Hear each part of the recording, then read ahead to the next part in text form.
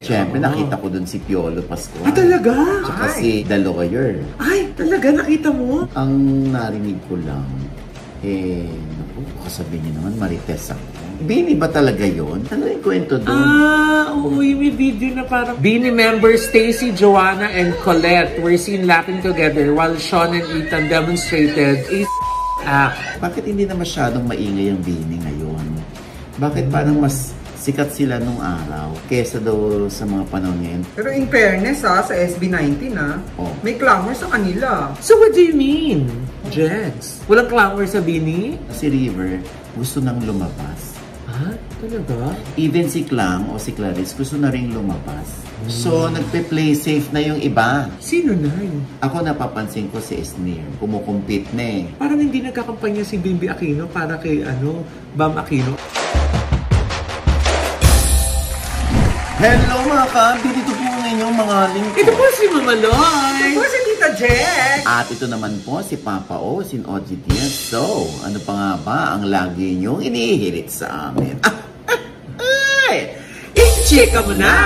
Dali! Ito naman tayo ng start. Pasensya na kayo, 1:38. 1:38 a.m. Kasi nga health is wealth. Kaya nga nag-badminton ako, di ba? Nag-badminton kasi si Nanay. Oo, at syempre nakita ko dun si Piolo Pascual. Ah, talaga? Tsaka si The Lawyer. Ay, talaga? Nakita mo? No, sa post lang. Akala ko. Grabe naman mag-ilusyon ako. Akala ko nakalaro mo. Kasi di ba minsan nakakasabay mo din yun? Hindi, nung bukas pa rito sa kapitbahay namin yung Dragon. Si Piolo naglalaro doon. Nakita ko lang sa post. Akala ko naman. Si Papa P, kalaro si Attorney Oliver Moller. Yes! Diba? Ang gwapo, no? Yes. Di ba yun yung pareho silang gwapo, ano ka pa? Oo, di ba siya yung napili ni ni Miss Melanie Marquez para kay Michelle B dun sa contest? Sa Showtime? Sa Showtime. Tapos, nung afternoon, tinutukso din kay Kim Chu. Tapos wala na tayo na nawala na. Tsaka hindi na siya nag-guest ulit doon. Lumakas siya doon, na-viral si Attorney doon. Yes. Para yatang ang narinig ko lang, naku, kasabihin niyo naman, Marites ako. Hindi! Wag na. Hindi! Ikaw pa ba? Na. Ikaw pa ba pag-iisipan nilang Marites? Ako na ang pagmula ng araw. Hindi! Oo, okay na yun. Okay na. OG Diaz ka, no? Okay na to. By Grace Tan Felix. Well, anyway, so yun nga. Ano daw? Nag-badminton lang ako. Doon na lang. Masakit pa naman yung braso ko ngayon. Wow. Kasi panay palay pumulate. Hindi! Kasi si Coach Mark ng Anytime Fitness 40 kilos, 2.20 yung platong nilalagay sa mga binubuhat ko. Kala ko tinanggap mo ng offer ng NT Skin Beauty and Wellness. Na? Palay po ka. Hindi pa tapos yung operating room ginagawa. Anyway, ayun lang, naikwento ko lang, nag-badminton ako. Ano nga? Tungkol kay Ano yung tungkol kay Oliver Moller? Next na tayo. Grabe yung mga pinag-uusapan lately. Malapit na nga ang election. Ay, teka lang, malapit pa naman Ito ngayon na. Si Oliver Moller, ano yun? Oo, yun na nga. So, since malapit na election, grabe na pangangako ng mga politicians, no? Para lang manalo. Pero wala pa yung Oliver Moller Ay, naku. Tapos, meron pang papa-interview na ngayon daw siya naging handa. Oo. Nung araw daw, talagang wala pa sa isip niya. Ngayon, handa na siyang tumakbo. Si Oliver Moller? Hindi, yung isang kandidato. Oliver. So, tinatanong sa kanya ngayon sa comment section, handa ka na bang gumawa ng batas? O handa ka lang na gusto mo lang magtumakbo? Si Oliver Moller, lawyer. Dapat sa'yo talaga yung tumakbo. So, lawyer yan Yan ba yun? Hindi. Yung tatakbo si Oliver Moller, ha? Oo. So, Anyway, hindi mo sasabihin kasi can you move on? Ayoko na mas masakit talaga siya. Anyway, nakakaloka ito may lumabas sa video. Ni Oliver Moller? Ano ba? Hindi ko talaga madalumat. Kung si, ano ba to? Si Bini ba talaga yon? Ano yung kwento doon? Oo, yung may video na parang parang may lalaki na parang may pinapump na isa pang lalaki, tapos may babae. May babae doon sa sofa? Oo. Sino ba yung babae sa sofa? Ayan nga na yun. Ayan o, ito yung video. Ganyan ginagawa niya kay Ashley. Oo, 13 years old. Sinasabo doon, 13 years old. Ayan nga na andun sa post. Context. Bini members Stacy, Joanna, and Colette were seen laughing together while Sean and Ethan demonstrated a act. Stacy reportedly remarked, ganyan ginagawa niya kay Ashley. Nung lalaki. 13 years old daw yung Ashley. Oo. Oh my God. So ngayon, Bini daw yan. So siya ang labo. Ay, bakit si Jam Magno ang nag-post? Pero meron nakatag sa caption si Bali Leeg. Sino Bali Leeg? Ewan ko kung sino si Bali Leeg. Tinampot lang siguro ni Jam yan. Kasi hindi kanya yan. Oo. So anyway, post lang. Oo, mahirap makisawsaw dyan kasi hindi malinaw yung context. Yes. Saan ba galing yan? Oo. Bakit nagpapump yung lalaki? Oo. Kasi baka naman nagbibiruan lang sila. Oo. Wala namang ibang ibig sabihin yun. Yung sinasabunutan, baka biruan lang din yun. Yung si Sean, tsaka yung Ashley. Oo. Ano bang role dito ng tatlong Bini? Yung iba, talagang ginajudge na ang Bini. Yun daw yung issue kasi nga daw, parang they're advocating for women empowerment. Tapos biglang may mga ganun silang eksena. Oo, parang sinabayan pa raw yung graduation ni Joanna nitong pag-release ng video. Ano bang kinalaman dyan ni Oliver Mueller? Bakit? Hindi pa tayo tapos, Alam mo, parang feeling ko hindi talaga matapos ang episode na to. Hindi mo na i-spluke yung Anyway, mamaya na yan. So, ito na nga yung Bini. Eto na nga, Nay! Tulad ng inaasahan, naglabas ng statement ang Bini tungkol sa isyong ito. And we quote, "We know that the past couple of days have been triggering and disappointing for all of you. Sincerely, we understand where all of those feelings are coming from. The video shows a private moment of us with friends. We definitely did not intend to hurt anyone in the process. We offer no excuse for our actions, reactions, and choice of words. We take full responsibility. Nagkamali kami. We deeply regret our mistake and sincerely apologize to our Blooms, friends, families, and the general public. We humbly ask for a chance to reflect on and learn from our mistakes and continue to work on becoming better versions of ourselves. Maraming salamat po sa inyong malasakit, suporta at pangunawa." Meron nga nagtanong sa akin bakit hindi na masyadong maingay ang Bini ngayon? Bakit parang mas sikat sila nung araw kesa daw sa mga panahon ngayon? Sa totoo lang, baka yung mga bata ay nag-aaral pa. Baka tinatapos muna na ng kanilang pag-aaral kaya pansamantala, hindi sila sobrang aktibo. Pangalawa, kung mapapansin mo, itong kampanya, hindi natin sila nakita. Kasi kung nag-guest yan sa isang kandidato, malamang mati-TikTok yun. Kaya wala So siguro, naging abala sila sa kanilang pag-aaral. Kasi nag-aaral pa yung iba, hindi ba? Oo. Kaya yung nagtatanong sa akin, sabi ko sa kanya, baka bumubuelo lang sila. Baka naghahanda ng mga kanta. Dite, baka ginagandahan mo lang yung mga sinasabi mo Alam mo, maldita ka, Jax. Gusto mo maka-offend ka, Jax? O di ikaw, dito. Sige, ano yung sinasabi mo? Dite, maganda pa yung sinasabi mo Okay yan. Tuloy mo na. Bilis mo ka. Kaya nga, so yung sinasabi ko, hindi porke hindi natin madalas makita na ngayon ang Bini o hindi na sila umingay o nanahimik sila, bumaba yung kanilang premium o yung kanilang kasikatan. Kasi pwedeng, katulad si Joanna, gumraduate. Yes.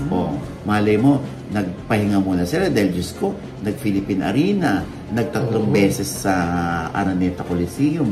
Ano ba naman deserve nila ang pahinga? Hindi pa. Tama. Yung SB19 din, di ba? It took a while bago nag-comeback sila with their new song. Kaya nga, di ba, medyo nakapag-solo si Stel, di ba? Nagkaroon siya ng mga gigs na nag-guest siya sa abroad, dito. Dahil nga, walang ginagawa yung grupo noong mga panahon na yun. Pero in fairness sa SB19 may clamor sa kanila. So what do you mean, Jeds? Walang clamor sa Bini? Ikaw nagsabi niya, Mamalo, hindi ako. Ako na nanahimik dito.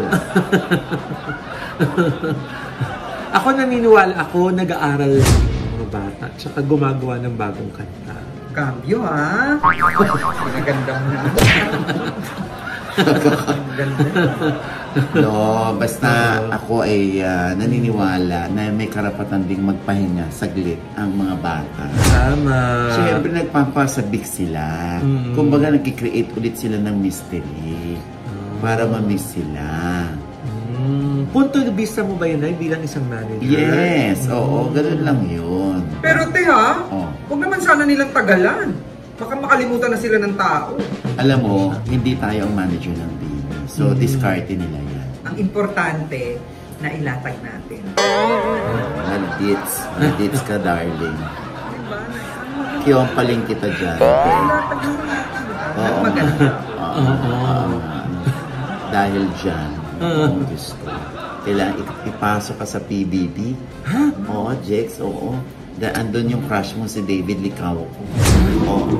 Na lagi na lang sila nakajubad ni Dustin. Diba? Panay ang gym nila doon, panay ang workout nila doon. Diba? Oo, diba? Tsaka nakakatuwa, diba? Kung paano mag-appreciate si David Licao ko sa kanyang kaibigan si Dustin, diba? Kasi yung iba, feeling na BLC, parang nagbi-BL tong dalawa. Boys love. Hindi, sobra silang close talaga. Oo. Kasi nga, di ba nagsama sila sa isang serye? Kaya namimiss nga niya si Dustin. O di ipinasok siya. Si Shubi naman na may automatic nomination. Dahil nga biglang sasagipin yata niya ang lasing na si Clang o si Clarice doon sa pool. Nakalimutan niya may lapel pa siya.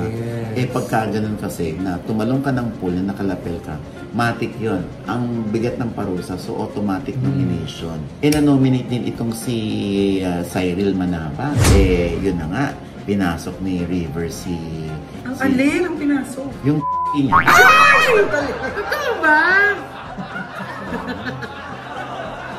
Parang sa'yo pinasok. Ay! Hindi. Andiyan ka pa ba?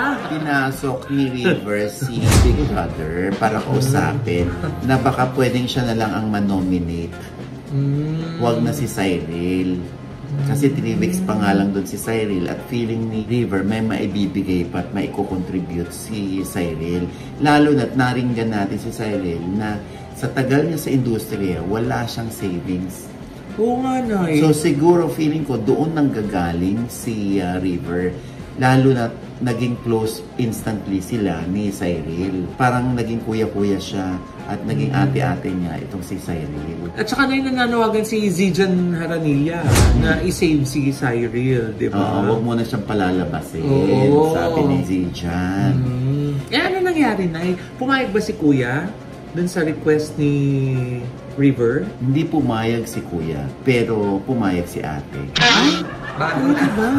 May ate Hindi, na? sandali mo na, hindi pumayag si Kuya. Hindi raw pwede yun. At sinabi naman ni Kuya na kaya yun ni Cyril. May mga taga-suporta rin si Cyril na pwede siyang i-save. Ganon. Umiiyak na si River. So, dito ko naramdaman na si River gusto nang lumabas. Ha? Talaga? Even si Clang o si Clarice gusto na rin lumabas. Kasi sabi niya, siya daw yung may kasalanan, di ba? Oo, si Clang ang may kasalanan. Kaya feeling niya, siya yung dapat maparusahan. Oo. Kung mapapansin mo, Lloyd, medyo napapagod na yung mga bata. Lalo na yung mga original na housemates. Parang okay lang na ma-vote out sila o ma-evict sila. Diba? Kung mapapansin mo, gusto nang umalis ni Clang, gusto nang umalis ni River. Pero pinigilan mo yung paghikab mo. Ay, bubuelo sana ako eh. Nakita yung butas ng ilong mo eh. Hindi, bubuelo sana ako eh. Rewind natin doon. Yung paglaki ng ilong. Alas 2 na kasi. Nakita ko eh. Sumimple na ako eh.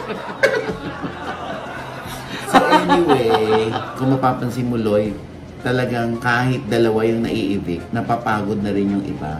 So dapat suggestion ko lang kay Big Brother dapat meron silang paraan para hindi mainip at malibang yung mga bata. Kasi kung ako napapansin ko alam na nilang competition ito eh. So nagpe-play safe na yung iba. Sino na yun? Ako napapansin ko si Esme, kumukumpit na eh. Nagpapaka na siya eh. Siya napansin ko unang-una. Eh siguro, discarte ni Esme yun. Siyempre lahat naman sila pumasok dun with the goal na manalo, diba?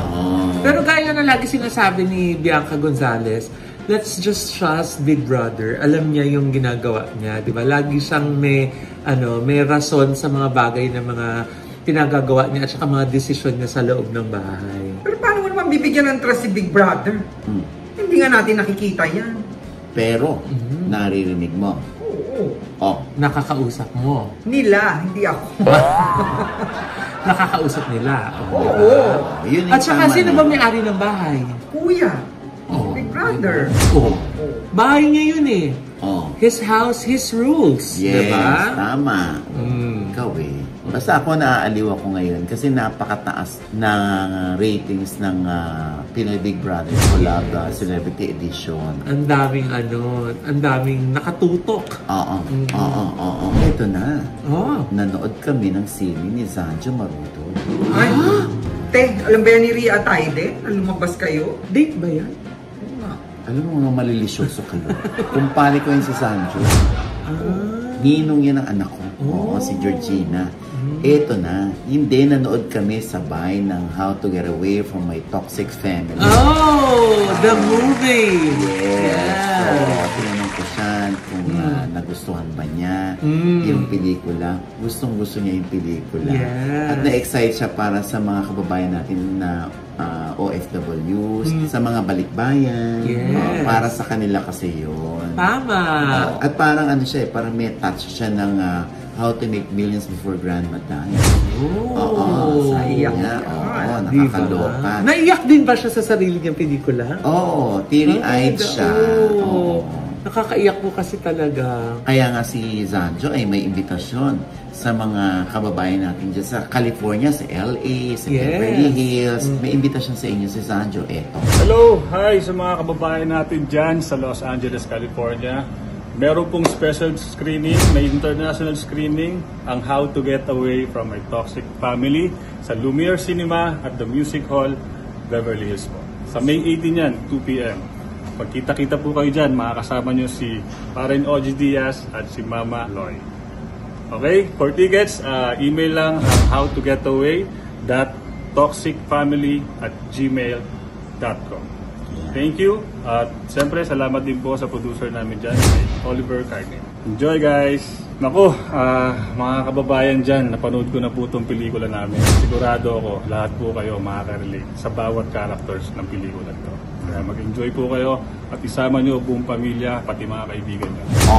Diba? Yeah. Ayan, kita-kits tayo kasi magkasama kami ni Mama Loy. Yes! Medyo wala muna si Zanjo. Kaya kami muna ni Mama Loy ang magbibigay aliw sa inyo. Yes, ang taray niya, pa-red carpet pa pala para yun, sa mga Q&A, Pa-andar nila, diba? Oliver Carne. Correct, oo. Ay, magkasama na din lang kayo. Napag-chikahan niyo ba yung tungkol sa kanyang pagtakbo? Oo. Sa Lunes na yan, Oo nga, Diyos ko. Siyempre, siya yung tumatakbo bilang second nominee ng ASAP na party list. Yes. Oo. At siyempre, ang aking maikling panayam, eto. What made you decide to enter politics? Dahil ikaw ngayon ay tumatakbo bilang representative ng party list. Yes, ako ay second nominee ng ASAP na party list. Siguro sa loob ng halos 20 taon na rin sa pag-artista. Siyempre, na-expose tayo sa maraming bagay, lalo na pag sa mga probinsya ko sa Batangas, may mga nangyayaring bagyo, pag sumapag tayo. Lagi naman tayo nandyan para tumulong sa mga kababayan natin Batanggenya. And then, ayun, siguro ito na yung tamang time para naman maibalik ko sa tao yung support na binigay nila sa akin before, nung ako ay nag-uumpisa at nagtatrabaho. Siguro, tama lang na mayroon akong gawin para naman makatulong sa mga tao na sumuporta sa akin dahil kahit paano guminawa at gumanda ang buhay ko dahil sa suporta ng tao. Pero ako, ang tututukan ko dito is yung drug prevention para sa mga kabataan, para sa edukasyon at saka kalusugan ng mga kabataan para hindi sila maligaw ng landas. Kasi ang ibig sabihin ng ASAP na alyansa laban sa substance abuse. So, drug prevention siya. So, paano mo siya gagawin? Kailangan sa mga kabataan pa lang umpisahan natin, di ba? Na bigyan sila ng mga programa para hindi sila maligaw. Lalo na yung mga nasa laylayan, yung mga nasa ilalim talaga hindi naaabot. Yung mga nasa barangay na nasa dulong-dulo. Yung kailangan natin bigyan ng mga programa at tulong. Ayan. Diba? Kaya good luck, Zanjo, ha? At mukhang siya ay papalaot na sa politika. Good luck! Ayan na, magkita-kita tayo mga kababayan ko. Yes. Sa May 18 po. Sa May 18 po, ha? Oo, kita-kits tayo dyan. Tsikahan tayo. Yes. At photo-op tayo, Oo, ha? diba? Ayan. At syempre pa, si Bam Aquino, binabati natin ng happy birthday, Sen Bam! Happy birthday, Senator Bam, number 5 sa Balongan, Yes. Senador. At 51 naman si Kiko Pangilinan. Ayan, ha? Tsaka si Heidi Mendoza, number 45. Yes! Tsaka si Erwin Tulfo, number 63. Yan. Oy, pumunta ka ba? Saan? Kay Bam? Ay, nagkaroon na yun ng pagtitipon para sa mga volunteers. Oo. Sino nandun? At napunta nga ako doon, kasama ko si Bimby Aquino. Kasi nga, di ba, ang dami nagtatanong, bakit parang hindi nagkakampanya si Bimby Aquino para kay Bam Aquino? O, ayan na po yung sagot sa tanong nyo. Andyan po si Bim para magbigay ng suporta sa kanyang Tito Bam Aquino. At nandun din na si Dingdong Dantes. Oo. At saka si James Reid. Nandun din. Suporta. Oo. Talagang ini-endorse nila si Senator Bam Aquino, si Alex Calleja, andyan din. At syempre, yung mga suki, andyan ng The Company, di ba?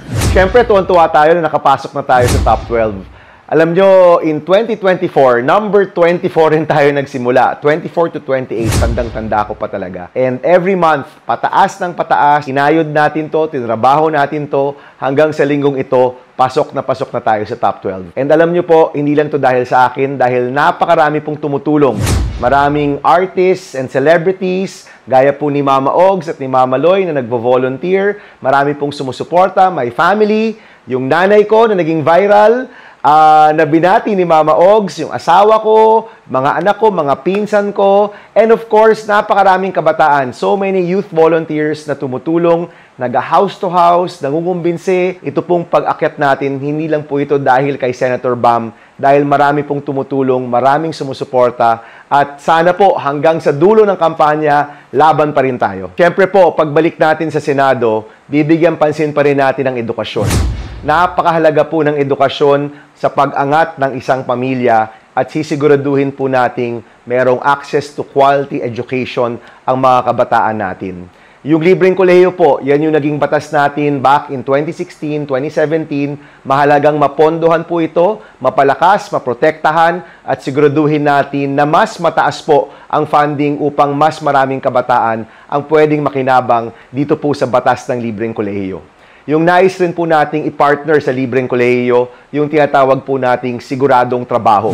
Let's make sure na lahat ng graduate, grade 12 man na hindi na magka-college or college graduate ay may siguradong trabaho. Gusto po natin, bago pa gumraduate, alam na ng kabataan kung ano yung trabaho niya. At may tulong yung gobyerno na makonect siya doon sa trabaho na regular, trabaho na may makataong sahod, at trabaho na bagay sa pinag-aralan ng mga kabataan natin. Libreng kolehiyo, siguradong trabaho, yan po yung misyon ni Senator Bam Aquino. Maraming salamat po sa Showbiz Update. kay Mama Ogs at kay Mama Loy. Thank you so much po for this opportunity. At syempre po, sa mga nagmamahal kay Mama Ogs at Mama Loy, sana po mabigyan nyo ng pagkakataon si Senator Bam Aquino na manilbihan muli. Tayo naman po walang ibang agenda kung hindi tumulong sa pamilyang Pilipino. Siguraduhin na ang bawat kabataan may access to quality education at may trabaho na pwede pong iangat ang kanyang sarili at ang kanyang buong pamilya. Maraming salamat po at sana po sa Monday, huwag pong kakalimutan Senator Bam Aquino po. Number 5 sa Balon. Tapos may mga makasama tayo sa Naga sa Sabado. Yes. Diba? Oo, Sila ayan. Isa Calzado, sila Jolina Magdangal. Jolina Magdangal, Bamboo, Yes. diba? River Maya. River Maya. At marami pang iba. Yes. Siyempre, andyan kami ni Jex at ni Mama Loy. Yes. Mag-host kami dyan. Yes. Oo. Para kay Ma'am Lenny Robredo. Yes. At para rin siyempre kay Senator Bam, kay Senator Kiko, kay Madam Leila de Lima.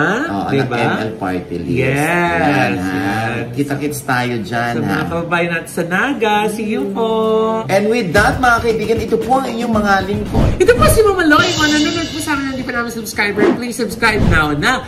Click nyo na po yung subscribe button na nandyan sa ibaba. Siyempre, pang kanya-kanya naming channel. Yes, sana manood at mag-subscribe po kayo sa channel ko. That's Mama Loy. M-A-M-A-L-O-I. Nandyan pa rin po yung interview ko kay Bimb at ang kanyang payo. Ang payo ni Kuya Bimb sa mga kabataan na may nagugustuhan. Wow! At iba, ang dami pang wisdom ni Bimby Aquino. Nandyan lang po yan sa vlog ko. And thank you so much, Dr. Jessica D, na tuwang-tuwa sa paglabas namin ni Josa sa Batang Quiapo. Thank you po, Ideal Vision, Doc Jessica D, sa almost 200 branches na nila. At ang kanilang latest branch, ayan po, sa SMDC Fame Mall. Yan, sa Greenfield District. Dyan po yan sa Pasig. Yan, sa may EDSA. Yan. Doc J.C. Solis ng Gorgeous Smile Dental Clinic. Thank you so much. And Miss Ara, salamat po. Yes. At sa Tito Jags channel, may bago po akong vlog dyan. Panoorin nyo. At pasalamatan ko lang tayong Iconic Star, ang Transition PH at ang Bright Excel. Thank you po. Yes. Ayan, syempre pa ang aking panayam naman kay tumatakbong mayor sa Manila, Sam Versosa. Ay! Oo, ay naku, Diyos ko. Ang mga paglilinaw niya sa issue at ang mga kasagutan niya sa hinaing ng mga Manilenyo. Yan. Eto po. Sa mga kandidatong tumatakbo, lagi naman nilang naririnig yan, yung pangako. Pag nakaupo na, napapako na. Kay Sam Versosa. Wala ho sa plano na mag-mayor ako. Hindi ko pinangarap saluhin lahat ng problema ng Manilenyo. Sinabi ni Isko Moreno na nung panahon ng pandemya, parang wala naman kayo doon. Hindi naman kayo nakita sa Maynila, di ba? Parang tawag pa sa'yo Superman. Tapos nagpakita ka ng resibo. Nangyasari naman ang isa, si Marina, si Superman, bumaba ang bigas at nilata, simple lang ang tanong namin mga taga-Maynila. Nasaan kayo ng pandemya? Thank you sa inyo, front row. Thank you sa inyo, front row. Sa mga taga-front row, maraming salamat sa inyo. Wala ka ng ibang naisip, puro kabuhayan, parang puro ka pag-aayuda, parang lahat na lang sinusubo mo. Wala ka na raw bang iba? Ganun talaga na pag hindi mo kayang tumulong manira ka na lang. Ayan. Sa OG Diaz Inspires. At syempre, maraming salamat sa nagpakain sa amin. O galing kami dyan sa Cafe de Shisha, dyan sa tapat ng Wensya sa Timog. Ayan ako, ang sarap. Shisha? Shisha. Ito yung nanay ni Crispin tsaka ni Basilio. Sisa yun! Sisa yun. Ito naman, Cafe de Shisha. Kung saan talagang authentic na Pakistani. Ang kanilang mga pagkain. Kaya naloloka ko. May mga customers talaga na meron silang regular customers na mga Pakistani, mga Iranian, mga Turkish na nandoon at kumakain. Baka kaya shisha. Di ba yun yung Jex? Yung si tower parang nagbe-bake na nakaano. Oo. Bongga. So, ganun sila na. Oo, ayan. Sa sarap ng food. Nakalimutan ko mga pangalan. Sarap ng pagkain. Mga Persian food. Yes, oo, ayan. At sila legit. Authentic at masarap. Sabi ko, hindi ako madalas kumain ng mga ganito, pero na-appreciate ko. Even si Ernie na gabing-gabi na kumakain pa ng kanin. Totoo. O yung biryani. Yeah. Sarap. Kasama ko si Daddy Arnel. At saka si Tweet Asturias. Oo, ang mag-asawa. Mahal na mahal ko from Iloilo. Kaya, Diyos ko, maraming salamat sa imbitasyon sa may-ari, kay Mark, at kay Moises. Thank you so much. Sana masugod namin yung Brenna para... Hinahanap kayo. Talaga? Kailan man dadalhin dito yung grupo mo. Yun naman pala. Ang sarap. Para mapag-vlog kami ni Brenna dyan. Pumunta kayo ni Brenna. Ayan, Mark, alam mo na. Sabi ko, we will help you announce na napakasarap ng mga pagkain nyo dito. Try nyo, ha? At syempre pa, yung mga pack meals nyo, ha? Kung kailangan nyo ng mga pack meals, yung mga ready to eat, ayan naman ang Mr. Fryman ni Hector Sanga. Nako, masasarap ang kanilang pagkain, Gusto yan ni Miss Emmy Ortiz. Pasay. Oo, lagi nanonood yan, kasama si Pasay Mayor Emmy Calixto Rubiano. Hello po. Kayong kaibigan natin si Mark Calixto. Hi! Tumatakbong Vice Mayor. Walang katalo-talo. Kayo na. Diba? Kakaloka kayo. Congratulations. Diba? Good luck. At syempre pa, good luck din sa mga botante natin. Yes. Malapit na po, ilang araw na lamang ay Pasko na. Ay, Pasko na. Election na. Sa Mali. Pasko na oras na. Pasko na. Election na. Mayo pa lang, Nay. Maging matalino po tayo sa ating pagboto. I-discern po natin at ipagdasal natin yung ating mga iboboto. Huwag yung, kilala ko yan na lang. Kilala ko yan, hindi naman yan gagawa ng masama, hindi yan gagawa ng corruption. Hindi po. Pag senador po, meron bang kapasidad to na gumawa ng batas? Makakagawa ba to ng batas na pwedeng ipasa? Pag hindi naman at kilala lang, at kung, di ba, kilala nyo lang, pero hindi nyo kilalang mambabatas, yung mga mambabatas talagang iboto natin. Yun. Kung congressman naman, gumagawa rin po yan ng batas. Hindi yung basta, kilala ko to, hindi naman ito mangungurap. Hindi. Bukod sa hindi kurap, dapat marunong din gumawa ng batas. Yes. Hindi sapat yung pagiging mabuti. Dapat gagawa ng mabuting batas. Yes. Diba? At saka hindi rin sapat yung pagtulong. Diba, Nay? Kung gustong tumulong, magtayo ng foundation. O yung mga NGO. Yes. Diba? Kasi gustong tumulong. Dapat, pag gustong tumulong, gusto kong tumulong kasi gagawa ako ng batas. Anong partikular na batas ang gagawin? Kung sinasabi lang na gagawa ako ng batas, dapat specific na nalalaman ninyo para magkaroon kayo ng ng pag-isip-isipan ninyo, pag nilay-nilayan ninyo, pwede itong batas niya. Ngayon ko lang narinig ito diba? Basic yun na may plano dapat, diba, Nay? Sino naman pinariringgan mo mamalay ng mga plano? Wala akong pinaparinggan. Sabi nga ni Nanay, gumawa ng batas. Diba? Gumawa ng batas. Dapat maglatag ng plataforma. Hindi yung saka na pag nanalo. Sino yun, Nay? Saan galing yun? Diyos ko po, nakakaloka. Anyway, basta good luck po sa ating lahat. At sana lagi nating isipin yung pangkalahatan para sa buong bayan at para sa buong mamamayang Pilipino. Lalo na para po sa mga anak natin. Correct. At muli po, ito po ang inyong lingkod, Papa Osin Ojides, na lagi nagsasabi, nagpapaalala sa inyo na sa tuwing gigising po tayo, tuwing umaga, huwag na huwag po tayong makakalimot, na magpasalamat sa Panginoon. Dahil tayo kanyang ginising, ibig sabihin, may mission pa rin po tayo sa buhay. Sabay sabing, every gising is a blessing! At ano pa nga bang lagi niyong inihirit sa akin? Chika mo na! Dali! Ay, Batang Quiapo po everyday. Alam ko yung theme song ng Batang Quiapo. Ano? Batang Quiapo, gaila. Avocado yun! Mali! Mali ba? Bigla ko naalala yun. Kala ko, Batang Quiapo, ikaw ay sawing palad. Ano yun? Magdalena yun. Magdalena ba yun? Okay, sorry. Mali. Dapat ito. Batang Quiapo. Batang Quiapo. Magaling na din yun ah. Kawawa yung Magdalena ko. Batang Quiapo. Umabol pa.